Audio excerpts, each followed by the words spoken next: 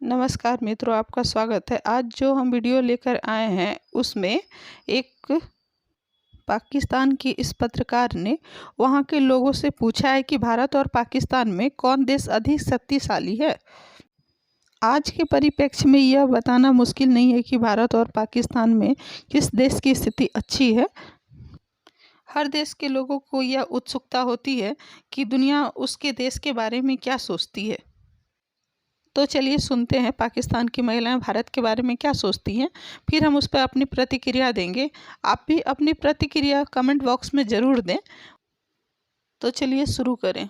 हमारे साथ बहुत ही खूबसूरत सी लड़की मौजूद है। इससे पूछते हैं कि इन्हें क्या लगता है इंडिया वर्सेस पाकिस्तान, आपको क्या लगता है कौन सी कंट्री सबसे ज़्यादा मोस्ट पावरफुल है? इंडिया ऑब्वियसली राज है। कैसे? दुनिया पे राज है। उनकी इकोनॉमी सबसे अच्छी है, हर लिहाज से वो हमसे बहुत आगे हैं, तो इसी वजह से इंडिया छाया पड़ा है। आपको क्या लगता है कि सिर्फ इकोनॉमी ही बेहतर है उनकी?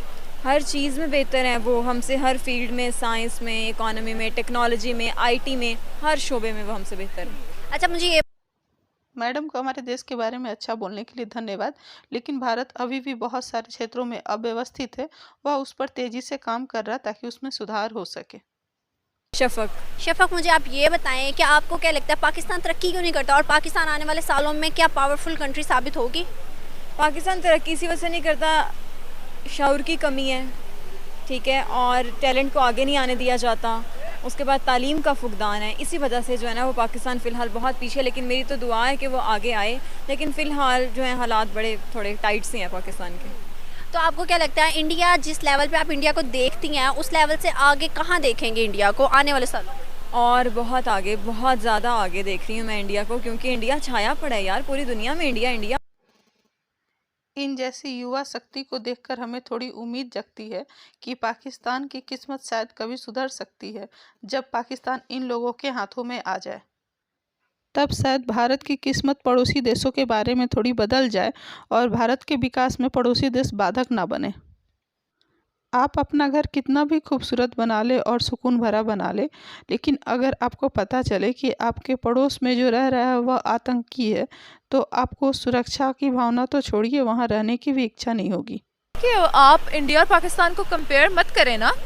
इंडिया को जो है आज़ाद हुए हुए भी बड़ा अरसा हो गया, मतलब उसको बने हुए बहुत अरसा हो गया, और हमें जब जितनी देर से हम बने हैं ना उतनी देर से ही हम जो है वो मुसलसल हर्डल्स फेस कर रहे हैं। वो कभी कुछ हो जाता है, कभी कुछ हो जाता है, कभी कुछ हो जाता है। हमारे लोग ना तो माइंडफुली ना फिजिकली पीसफुल है ही नहीं।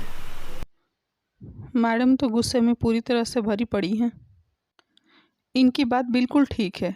देश के जो नेता हैं या जिनके हाथ में पावर हो, वह भटके हुए हों तो देश सही रास्ते पे नहीं चल सकता और वह अव्यवस्थित हो जाएगा, उथल पुथल मच जाएगी। कि हम लोग जो ग्राउंड रियलिटीज़ हैं उसको जो है इग्नोर कर दें, तो मेरे ख्याल में तो ऑब्वियसली ये क्वेश्चन तो बनता ही नहीं है। There is no comparison. Inspired we are Pakistanis, we respect Pakistan, but realities को जो है वो हम लोग जो है ना वो पस्से पर्दा नहीं रख सकते हैं। तो मेरे ख्याल में तो ये क्वेश्चन जो है that is a kind of very easy question and easy to crack, because obviously India. तो आपको क्या लगता है कि इंडिया की इकोनॉमी बस ज़्यादा है, इस हवाले से आप कह रही हैं, या फिर आपको लगता है कि बाकी सेक्टर्स भी उनके डेवलप हैं? देखिए मेरी बात सुने, अगर हम अपनी बात करें ना, तो मैं अभी अगर आपसे कहूँ कि आप मुझसे इंग्लिश में बात करें, you are unable to speak, और अगर मैं अपने आप से कहूँ कि आप मुझसे इंग्लिश में बात कर रही हैं तो मैं उसको इंग्लिश में जवाब दे दूँ, तो I am unable to speak. ठीक है, ये इतनी मैंने एक लाइन मैंने बोल ली है, लेकिन ज़्यादा नहीं बोला जाएगा, अड़ जाएगी हमारी इंग्लिश। लेकिन इसी लेवल पे अगर हम इंडिया में देखें ना, तो उनका एजुकेशन लेवल इतना स्ट्रॉन्ग है, इतना हाई है कि हमारे से हाफ एज के बच्चे भी हमसे ज़्यादा अच्छी अंग्रेज़ी बोल सकते हैं, राइट। उनका it's not about English, it's about the concepts they give to their children. ठीक है, क्योंकि जो यंग जनरेशन होती है ना, बच्चों ने आगे जाके ही सरमाया बनना है। उन्होंने ही जो एजुकेशन उनको मिलेगी, जैसी उनकी बेस होगी वैसा ही वो जो है ना आगे जाके परफॉर्म करेंगे। ठीक है, तो फॉर आई थिंक उन लोगों ने ग्राउंड रियलिटीज़ ग्राउंड लेवल पर ही बहुत ज़्यादा काम किया हुआ है। एजुकेशन पे बहुत काम है उनका प्रैक्टिकल वर्क बहुत। मैडम के बहुत सारे बातों से हम सहमत हो सकते हैं, लेकिन अंग्रेजी को लेकर के मैडम की जो धारणा है वह बिल्कुल सही नहीं लगती मेरे हिसाब से।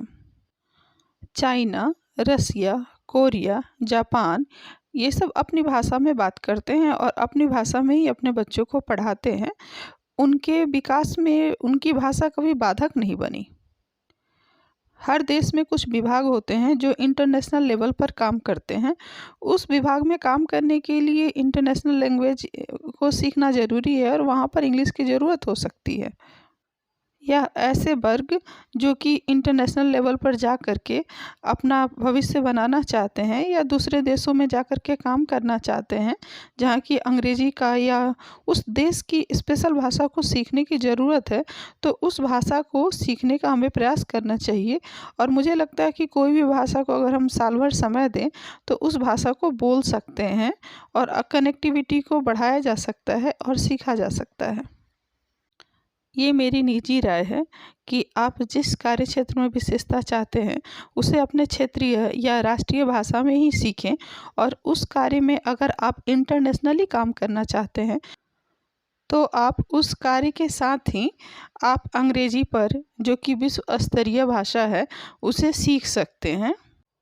वैसे आज भी बहुत सारे देश हैं जहाँ पर आप जाइए तो वहाँ की विशेष भाषा जो है उसे आपको सीखनी पड़ेगी। जैसे रसिया, कोरिया और जापान जाने के लिए आपको वहाँ की भाषा को सीखना ही पड़ेगा, यह अनिवार्य है। तो आज के वीडियो में इतना ही। आज्ञा दीजिए। जय हिंद।